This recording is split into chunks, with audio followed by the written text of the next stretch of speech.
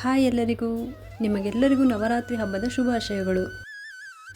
ಈ ನವರಾತ್ರಿಯಲ್ಲಿ ಮೊದಲನೇ ದಿನ ಅಂದರೆ ಅಕ್ಟೋಬರ್ 3ರಂದು ಶೈಲಪುತ್ರಿ ಅಮ್ಮನವನ್ನ ಪೂಜೆ ಮಾಡ್ತೀವಿ.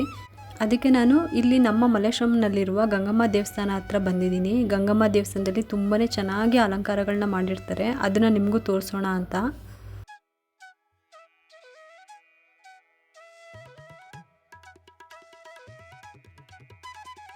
ಬನ್ನಿ ಇವಾಗ ಹೇಗೆಲ್ಲ ಅಲಂಕಾರ ಮಾಡಿದ್ದಾರೆ ಅಂತ ಈ ವಿಡಿಯೋದಲ್ಲಿ ನೋಡೋಣ. ಈ ನವರಾತ್ರಿಯಲ್ಲಿ ಮೊದಲನೇ ದಿನ ಶೈಲಪುತ್ರಿ ಅಮ್ಮನವನ್ನ ಪೂಜೆ ಮಾಡ್ತೀವಿ. ಇದ್ರ ಬಗ್ಗೆ ಒಂದು ಕಿರು ಪರಿಚಯ ಮಾಡ್ಕೊಡ್ತೀನಿ ನಿಮಗಿವಾಗ. ಶೈಲಪುತ್ರಿ ಅಂದರೆ ಪರ್ವತರಾಜನ ಮಗಳು ಅಂತಾರೆ.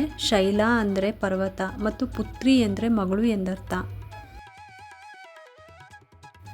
ಈ ಶೈಲಪುತ್ರಿಯನ್ನು ತಾಯಿ ಪಾರ್ವತಿ ಎಂದು ಕೂಡ ಕರೀತಾರೆ.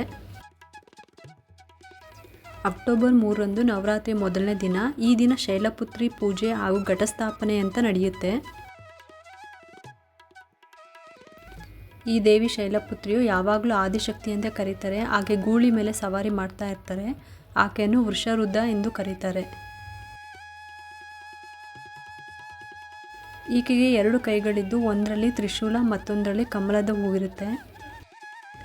ಈ ಶೈಲಪುತ್ರಿ ಅಮ್ಮನವ್ರನ್ನ ನಾವು ಯಾವಾಗಲೂ ಬಿಳಿ ಬಟ್ಟೆನಲ್ಲೇ ತೋರಿಸ್ತೀವಿ.